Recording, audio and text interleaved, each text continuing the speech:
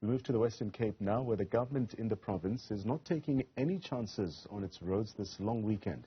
With many people planning road travel, authorities have deployed more officers to ensure the rule of law is indeed obeyed.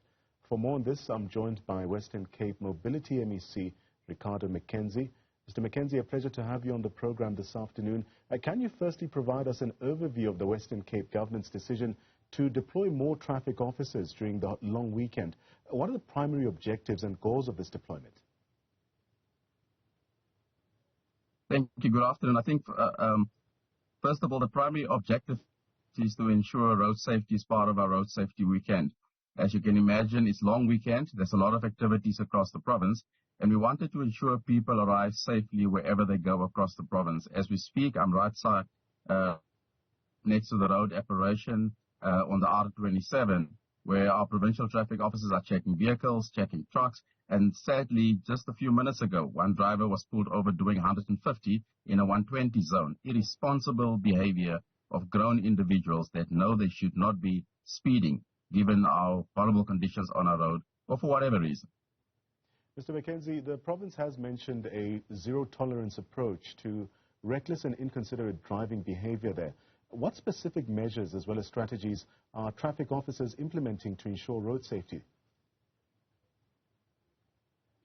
The specific measures that we're doing right now is increase operations, more visibility, and specifically using our vehicle identification technology that we have in our vehicles. So if there's a vehicle with closed number plates, a vehicle that are wanted with outstanding orders of arrest, those strategies will help us to pull those vehicles and or drivers over and ensure that the South African Police Service deal with them accordingly. The increased operations helps, it creates visibility, but we have to ask people, given the weather conditions over the weekends, it is much more windy, people need to adjust their speeding and their overtaking because that will lead to accidents. We're very fortunate there has not been any severe accidents as we normally see over long weekends, except with slowdown of traffic and people trying to get in and out of town, but we hope that continues throughout the weekend. So heavy rain is also expected during the latter part of this long weekend. How does the Western Cape government then plan to address the challenges which are posed by these adverse weather conditions to also ensure the safety of road users?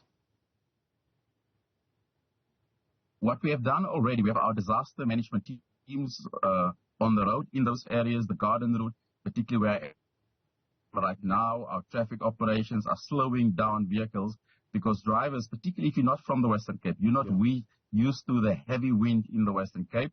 Our traffic officers pulling you over, warning you, slow down, because people generally, if you drive in another province where the wind is not that high increment, you don't know if you can overtake safely. What we're doing now is warning you, slow down, please take into account the wind is extremely gushing. So people must be careful, otherwise we're going to have more accidents. As we move on to speak more about your program, please let's just switch on your camera as well. We are also hoping to get your image. So it's also emphasized that road users should assist law enforcement officers. What role can the general public then play in also ensuring that road safety during this long weekend, and what are the key behaviors and practices that they should adopt at this time? What key behaviors we're asking from road users is that they need to abide by the instructions of the traffic officers. I know people, everybody sometimes think they know the law, but if the traffic officers say, don't turn left on the R27, please don't turn left because you need to get to your destination. There's a reason they ask you not to turn left. There is an accident in front of you, and they need you to abide by their instruction so that other road users or the family in your vehicle arrive safely. We ask people, please don't drink and drive. It's a long weekend. There's rugby on tonight. There's soccer games on tonight. Please drink at your home. So the part of the people and their responsibility is enjoy your time out, enjoy the long weekends with your families, but please do it at home. Don't do it on the road. Mr. Mackenzie, vehicle roadworthiness is also mentioned as a key priority. Could you elaborate on the importance of ensuring that vehicles are indeed in a good condition, and what checks or inspections should drivers then undertake before embarking on these long journeys? What we're asking to do, sorry, the signal is very bad here, so it's going on and off. I do apologize for that. So what we're asking people before you embark on any journey, before you go on to long distance driving, before you leave your house, please make sure that your tires are roadworthy, your vehicle is serviced, that both your side mirrors are working, that your mirrors in the car are working, that you have enough fuel in the car. I personally helped pull somebody trying to help her change a tire because the tires, as she's been driving with a nail that you can see, she's been driving for a very long time. So if you leave home, please check those basics because that could have been an accident on the road. So we ask people, check the cars, go to your local garage filling station. Just ask the petrol attendants, obviously give them 20 Rand or 30 Rand. Just ask them to check your tires before you leave. It's those simple things that will make your journey much smoother and make sure that you arrive alive wherever you are going to. Let's speak about the use of cell phones or mobile devices while driving.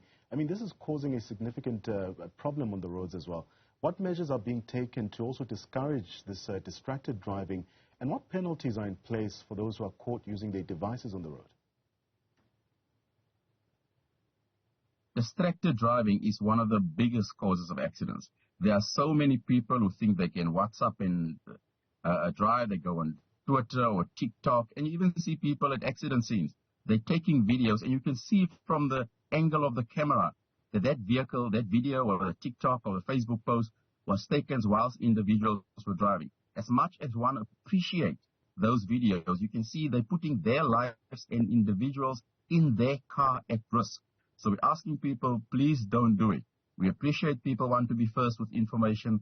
Please don't do it. But the traffic officers will pull you over. They will fine you. And as you know, we impound in the city of Cape Town, take your cell phone. Your cell phone gets taken and it gets, you have to pay to get your cell phone back because you're putting the lives of other road users at risk. It's a massive impact on the economy when every time there's a crash, somebody thought it appropriate to answer a WhatsApp or put a TikTok on social media using their phones whilst driving. It is not necessary.